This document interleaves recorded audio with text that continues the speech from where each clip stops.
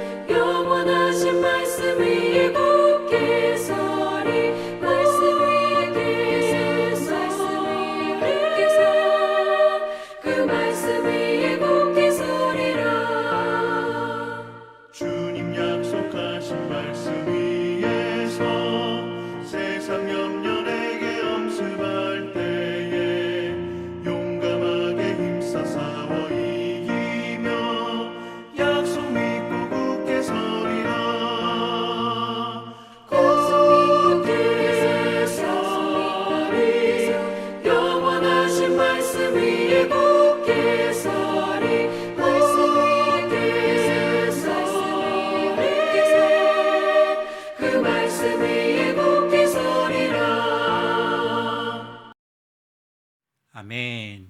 우리 함께 기도하겠습니다. 거룩하신 사랑의 하나님 아버지, 감사합니다. 수요 영상 예배를 통하여서 하나님을 바라보며 또한 하나님 앞에 서기를 간절하게 소망합니다. 성령 하나님께서 우리들의 마음을 다스려 주시고 온전히 주님을 바라보면서 말씀 앞에 나아갈 수 있는 은혜를 더하여 주옵소서.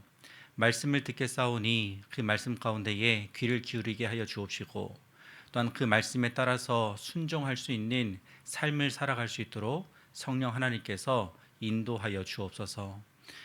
이 예배를 통하여서 홀로 영광 받으실 하나님께 감사와 찬양을 올려드리오며 예수 그리스도의 이름으로 기도드립니다. 아멘. 우리가 함께 나눌 하나님의 말씀인 사도행전 9장 1절에서 9절까지의 말씀입니다. 제가 말씀을 읽도록 하겠습니다. 사울이 주의 제자들에 대하여 여전히 위협과 살기가 등등하여 대제사장에게 가서 다메섹 여러 회당에 가져갈 공문을 청하니 이는 만일 그 도를 따르는 사람을 만나면 남녀를 막론하고 결박하여 예루살렘으로 잡아오려 함이라. 사울이 길을 가다가 다메섹에 가까이 이르더니 호련히 하늘로부터 빛이 그를 둘러 비추는지라. 땅에 엎드러져 들음에 소리가 있어 이르시되 사울아 사울아 네가 어찌하여 나를 박해하느냐 하시거늘 대답하되 주여 누구시니까 이르시되 나는 내가 박해하는 예수라. 너는 일어나 시내로 들어가라. 내가 행할 것을 내게 이를 자가 있느니라 하시니 같이 가던 사람들은 소리만 듣고 아무것도 보지 못하여 말을 못하고 서 있더라. 사울이 땅에서 일어나 눈을 떴으나 아무것도 보지 못하고 사람의 손에 끌려 다메섹으로 들어가서 사흘 동안 보지 못하고 먹지도 마시지도 아니하니라. 아멘. 장님이 생각하는 코끼리 이야기가 있습니다. 코끼리를 바라보면서 장님이 코끼리를 만집니다. 우리가 생각할 때에는 코끼리가 긴 코도 있고 나무와도 같은 기둥과도 같은 그러한 다리도 있고 넓은 부채와도 같은 커다란 귀가 있지 않습니까? 그런데 장님이 코끼리를 만져서 다리를 만진 장님 같은 경우에는 코끼리는 커다란 나무와 같이 생겼어 이렇게 이야기를 하고요. 커다란 귀를 만진 장님 같은 경우에는 코끼리는 넓은 부채와 같이 생겼어 이렇게 이야기를 합니다. 또 다른 장님은 긴 코를 만지면서 아니야 코끼리는 긴 뭔가 기다란 것 같은 그러한 모양으로 생겼어 라고 이야기를 합니다. 장님이 이야기를 하는 코끼리의 모양은 틀린 것은 아니지요. 코끼리의 부분 부분의 모습을 이야기하기 때문에 모두가 맞습니다. 하지만 전부는 아니지요. 코끼리의 전부의 모습을 장님이 설명하지는 못했습니다. 왜냐하면 한 사람 한 사람이 만진 것을 통하여서 코끼리를 표현했기 때문에 그러합니다. 우리가 살아가다 보면은 종종 삶을 살아가는 계획을 세우기도 하고 또 오랫동안 기도하지만 응답되지 않는 기도의 제목들도 있습니다. 그런데 그렇게 응답되지 않은 기도나 계획을 세웠으나 실행이 되어지지 않은 그런 계획들을 바라보면서 하나님께서 과연 나의 기도를 응답해 주시는 걸까? 아니면 하나님께서 내가 세운 그 계획 가운데에 기뻐하지 않으시는 건가? 이러한 의문을 이러한 생각을 갖게 되는 경우가 종종 있습니다. 하지만 하나님께서는 분명하게도 우리가 생각하고 있는 계획과 우리가 하나님께 올려드리는 그 기도와 간구 그 이상으로 하나님께서는 더 크게 역사하신다는 사실입니다. 다만 우리가 그러한 하나님을 아직 인지하지 못하고 깨닫지 못하는 것이죠. 하나님의 계획이 얼마나 크고 놀라운지 하나님의 그 계획하심이 얼마나 깊은지 그것을 잘 보여주는 말씀이 오늘 읽은 사도행전 9장의 말씀이라 생각이 되어집니다. 사도행전 9장 우리가 1절에서 9절까지 읽었지만 9절 이하의 말씀을 보면 아나니아라는 이 사람도 등장을 하게 되어집니다. 하나님께서는 사울에게 그리고 아나니아에게 각각 나타나심을 통하여서 구원이라는 복음이라는 커다란 그 계획하심을 이루어 나가시는 것을 볼 수가 있습니다. 오늘 그 말씀을 함께 나누는 것을 통하여서 하나님의 계획하심이 하나님의 전지전능하심이 얼마나 크고 위대한지를 다시 한번 고백하는 시간이 되어지기를 소망합니다. 그리고 그 전지전능하신 하나님 앞에 우리의 더욱더 간절한 기도와 또한 우리의 간절한 이 간구를 올려드릴 수 있는 귀한 은혜의 시간이 되었으면 좋겠습니다. 그러면 먼저 첫 번째로 하나님께서 사울을 부르시는 장면을 한번 살펴보겠습니다. 사울은 어떠한 사람입니까? 사울은 율법에 굉장히 진심인 사람이었습니다. 하나님의 율법 가운데에 매우 충실한 사람이었습니다. 하지만 그 하나님과 그 율법은 알고 있지만 예수님에 대해서는 알지 못했던 사람이었습니다. 하나님에 대하여서는 알고 있지만 율법에 대하여서는 그 누구보다도 열심이고 충성을 다하여서 율법을 섬기는 자였지만 예수 그리스도의 구속 사역에 대해서는 전혀 알지를 못하였습니다. 사도 바울이 알고 있는, 이 사울이 알고 있는 이 지식으로서는 예수님을 바라보았을 때에 그 예수님은 신성모독한 자에 불과한 것이었죠. 그래서 예수님께서 십자가에 못 박혀 돌아가신 것 매우 마땅하고 당연하다라고 생각하는 자였습니다. 사울은 자기의 신앙심을 가리켜서 자기의 신앙심을 생각할 때에 그 누구보다도 신앙적인 열심과 그 신앙의 투철함이 강한 자로 여기고 있었습니다. 그러하기 때문에 교회를 핍박하는 것을 두려워하지 않았습니다. 오히려 교회를 핍박하고 교회 가운데에 모여든 그리스도인들을 잡아가는 것을 당연하게 여겼고 다메섹에 가서 그리스도인들을 잡아오겠다라고 이야기를 하면서 오히려 공문의 허락을 받을 정도였죠. 그러한 이 사울이 허락을 받고 공문서를 받고 이 다메섹에 가까이 가는 그 과정 가운데에서 하나님께서 사울을 만나 주셨습니다. 우리 사도행전 9장 3절에서 5절까지의 말씀을 봅니다. 사울이 길을 가다가 다메섹에 가까이 이르더니 호련히 하늘로부터 빛이 그를 둘러 비추는지라. 땅에 엎드러져 들음에 소리가 있어 이르시되 사울아 사울아 네가 어찌하여 나를 박해하느냐 하시거늘 대답하되 주여 누구시니까 이르시되 나는 내가 박해하는 예수라. 예수님께서 사도 사울을 직접 부르셨어요.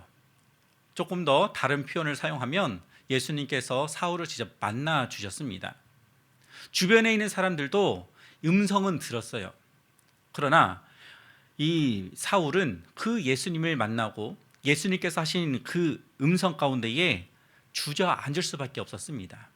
왜냐하면 그토록 박해하고 그토록 핍박을 가하고 신성모독 죄로서 죽음이 당연하다 여겼던 그 예수께서, 그 예수님께서 직접 사울을 만나 주셨기 때문에 그러하죠. 살아계신 그 예수 그리스도께서 직접 사울을 불러주셨기 때문에 그러합니다. 하나님께서는 그렇게 종교적인 열심, 율법에 의한 율법적인 열심, 그 유대교적인 열심 가운데 있는 사울을 직접 부르셨습니다. 그리고 직접 부르셔서 사울을 통하여서 복음을 증거할 자로 사용하시겠다라고 말씀하십니다. 하나님께서 사울을 부르시기 전에는 전혀 예수님에 대해서 믿지도 않았고요. 예수님에 대해서 알고 싶지도 않았고 교회가 그토록 미웠고 교회 가운데 모여든 그리스도인들이 너무나도 싫었습니다. 그런데 이제는 하나님께서 그러한 사울을 부르셔서 하나님의 복음의 사도로 사용하시겠다라고 말씀을 하시는 거예요. 이것이 첫 번째 장면인 하나님께서 사울을 부르신 모습이죠. 자, 그러면 장면을 한번 바꿔볼게요. 두 번째로 하나님께서 아나니아에게 말씀하신 내용을 한번 살펴보겠습니다. 아나니아는 유대인으로서 기독교인이고요. 예수님의 제자였습니다. 아나니아는 이미 소식을 들었어요. 어떠한 소식을 들었냐면 사울이라는 자가 교회를 얼마나 박해하는지에 대한 소문을 들었습니다. 그리고 그러한 사울이 공식적인 문서를 허락을 받아가지고 다메섹으로 오고 있다라는 소식을 들었습니다. 아나니아와 함께 하고 있는 많은 그리스도인들은 동일하게 두려움 가운데 떨고 있었을 것 같아요. 왜냐하면 사울에게 발각이 되어지고 사울에게 발견이 되어지면 끌려가기 때문에 그러하죠. 심지어는 죽음에 이르기 때문에도 그러하죠. 그런데 그러한 아나니아에게 하나님께서 말씀하십니다. 사도행전 9장 10절에서부터 12절까지의 말씀입니다. 그때에 다메섹에 아나니아라 하는 제자가 있더니 주께서 환상 중에 불러 이르시되 아나니아야 하시거늘 대답하되 주여 내가 여기 있나이다 하니 주께서 이르시되 일어나 직가라 하는 거리로 가서 유다의 집에서 다섯 사람 사울이라 하는 사람을 찾으라. 그가 기도하는 중이니라. 그가 아나니아라 하는 사람이 들어와서 자기에게 안수하여 다시 보게 하는 것을 보았느니라 하시거늘. 하나님께서 어떻게 말씀하십니까? 아나니아에게 사울을 찾아가라고 말씀을 하세요. 사울은 지금 그리스도인들을 잡으러 오겠다라고 다짐하며 오고 있는데 아나니아에게 말씀하시기를 그러한 사울에게 찾아가라라고 말씀을 하십니다.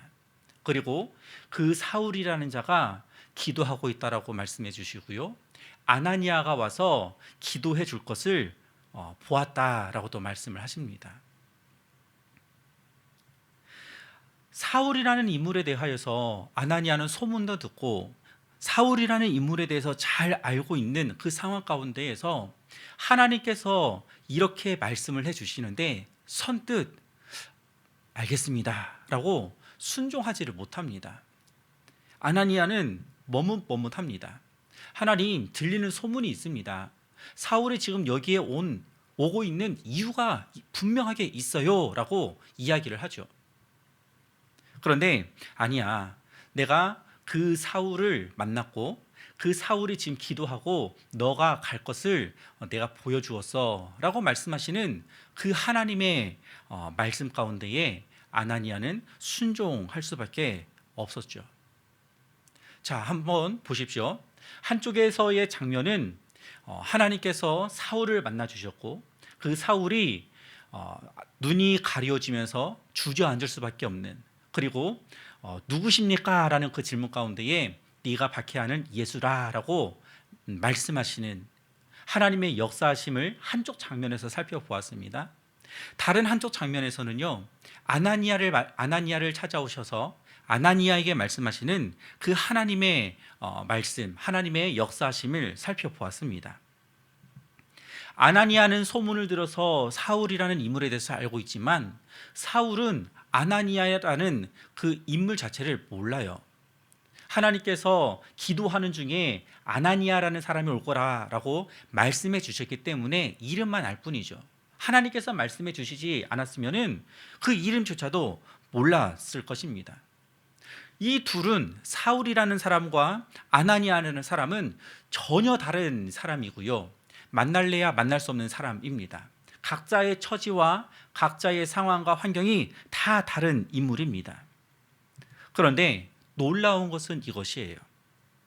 하나님께서는 사울이라는 이 사람과 아나니아라는 이 사람, 두 사람에게 동시에 말씀하시고 동시에 역사하셨다라는 사실입니다. 사울에게는 다메섹으로 가는 그 길가에서 예수님의 음성으로 들려주셨고, 아나니아에게는 환상 중에 하나님께서 말씀을 해 주셨습니다. 인간적으로는 아나니아는 사울을 신뢰할 수가 없고 사울 또한 아나니아를 신뢰할 수가 없는 그러한 관계였지만 이 둘은 동일하게 하나님의 말씀 가운데에 순종하는 것을 통하여서 서로 연결이 되었고, 그 연결된 연결고리를 통하여서 하나님께서는 복음의 전환점으로 만들어 가시는 거예요. 이 사건은 하나님의 계획하심이 얼마나 정교하고 포괄적인 것인지를 잘 보여주는 내용입니다. 하나님께서는 한 사람만 사용하시는 것이 아니라 전체적인 흐름을 동시에 보시고 하나님께서는 역사하시는 분이다 라는 사실이죠. 그래서 하나님의 뜻은 사람이 판별할 수가 없습니다. 사울의 편에서는 또는 아나니아 편에서는 서로 자신의 생각만 하고 자신의 경험만 이야기를 하게 될 경우에는 그 결과가 어떻게 펼쳐졌을지 도저히 예측할 수가 없습니다. 마치 서두에 이야기를 나누었던 장님이 코끼리를 만진 것과 같은 상황인 것이죠. 내가 만난 하나님은 이런 분이야. 내가 만난 하나님은 이런 분이야. 각자가 만난 하나님은 다 다르다라는 것입니다. 베드로를 한번 볼까요? 베드로는 기도하는 중에 하나님께서 보여주신 환상을 보았습니다. 그런데 그 환상을 보여줄 때에 베드로의 반응이 어떠했는지를 한번 보겠습니다. 사도행전 10장 11절에서 14절까지의 말씀입니다.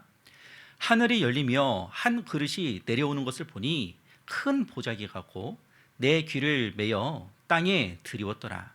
그 안에는 땅에 있는 각종 네 발 가진 짐승과 기는 것과 공중에 나는 것들이 있더라. 또 소리가 있으되 베드로야 일어나 잡아먹으라 하거늘 베드로가 이르되 주여 그럴 수 없나이다.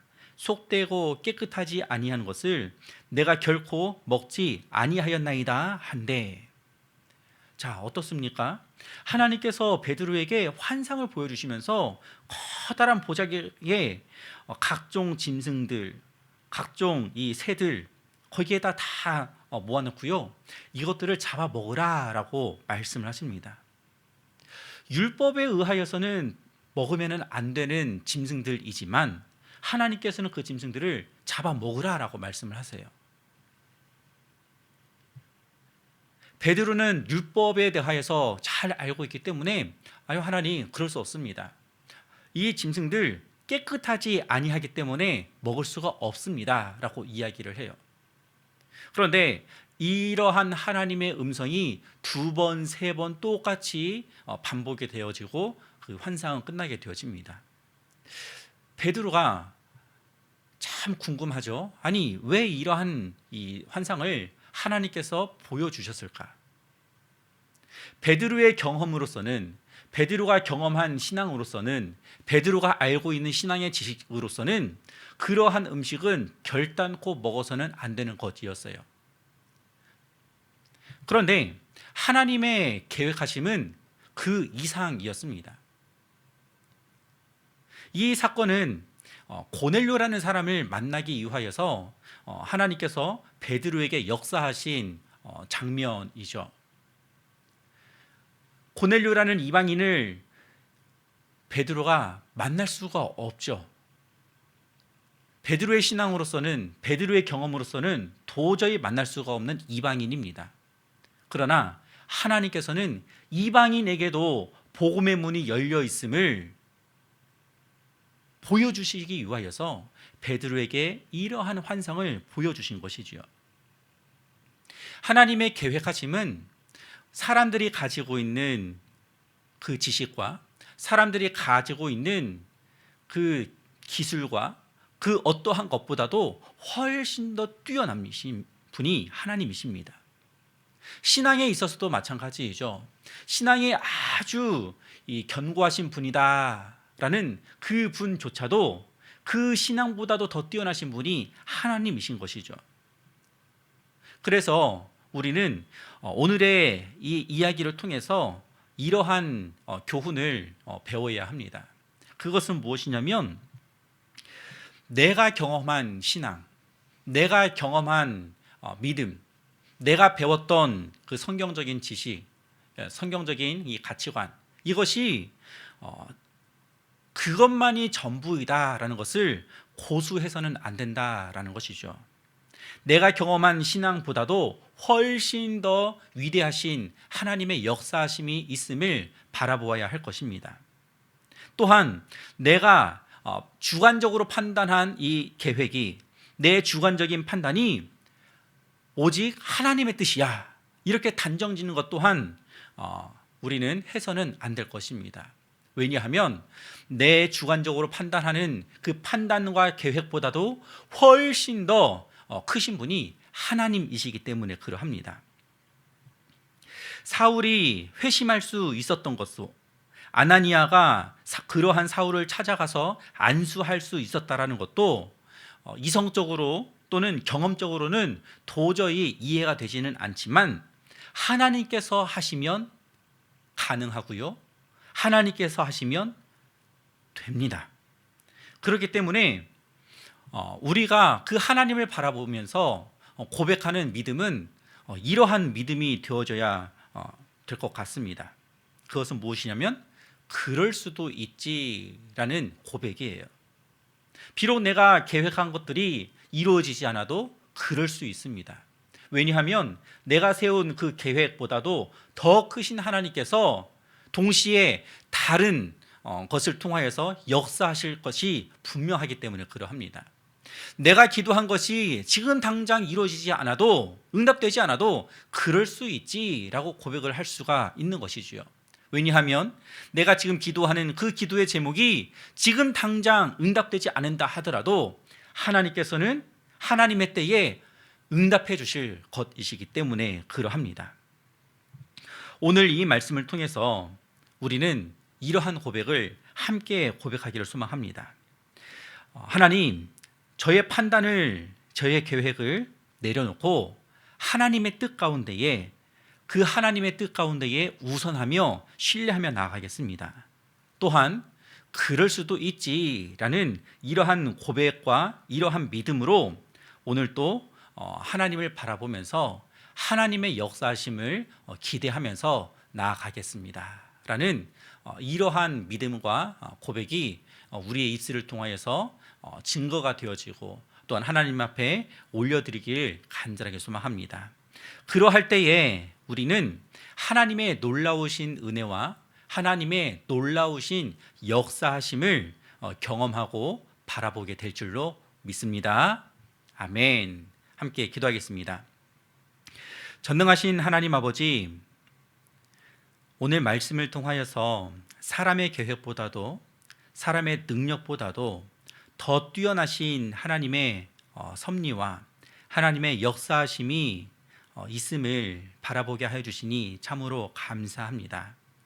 내가 생각한 것보다, 내가 계획한 것보다, 나의 간구하는 그 간구보다 더 먼저 아시고 하나님께서 더 선한 것으로 역사하시는 분이심을 바라보게 하여 주시니 그 바라보는 그 하나님을 바라보면서 우리가 하나님의 역사하심을 기대하고 하나님의 역사하심을 소망하며 나아갈 수 있는 더 큰 믿음과 더 큰 신앙을 허락하여 주옵소서.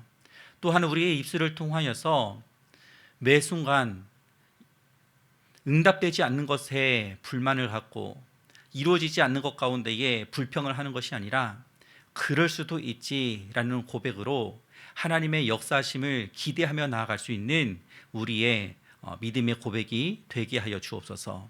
또한 우리들의 연약한 모습이 있습니다. 그러나 우리의 연약한 모습조차도 하나님의 뜻이 이루어지도록 쓰임받는 도구가 되게 하여 주옵소서. 예수 그리스도의 이름으로 기도드립니다. 아멘. 하늘에 계신 우리 아버지여, 이름이 거룩히 여김을 받으시오며 나라가 임하시오며 뜻이 하늘에서 이루어진 것 같이 땅에서도 이루어지이다. 오늘날 우리에게 일용할 양식을 주옵시고 우리가 우리에게 죄 지은 자를 사하여 준 것 같이 우리 죄를 사하여 주옵시고 우리를 시험에 들게 하지 마옵시고 다만 악에서 구하옵소서. 대개 나라와 권세와 영광이 아버지께 영원히 있사옵나이다. 아멘.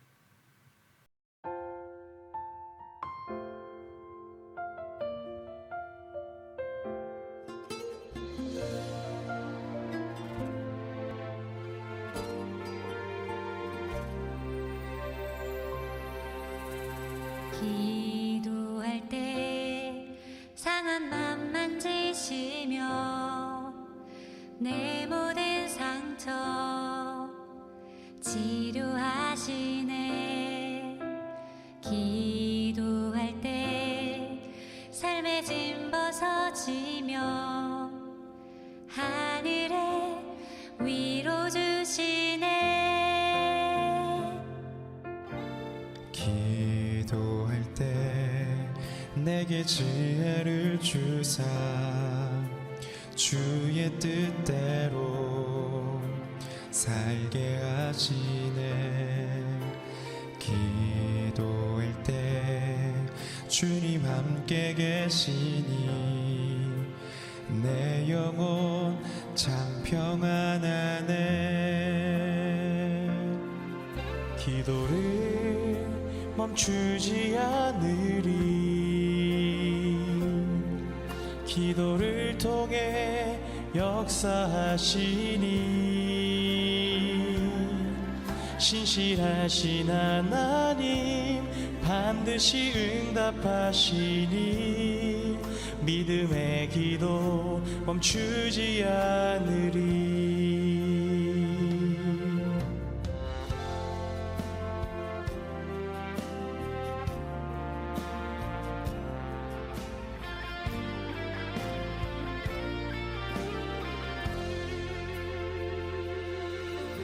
성령께서 기도를 도우시니 지친 내 영혼 새 힘을 얻네. 내 연약함 모두 고백할 때에 주께서 용서하시네. 기도를 멈추지 않으리. 기도를 통해 역사하시니 신실하신 하나님 반드시 응답하시니 믿음의 기도 멈추지 않으리. 기도를 멈추지 않으리. 기도를 멈추지 않으리. 기도를 통해 역사하시니 신실하신 하나님 반드시 응답하시니 믿음의 기도 멈추지 않으리. 믿음의 기도 믿음의 기도 믿음의 기도 멈추지 않으리.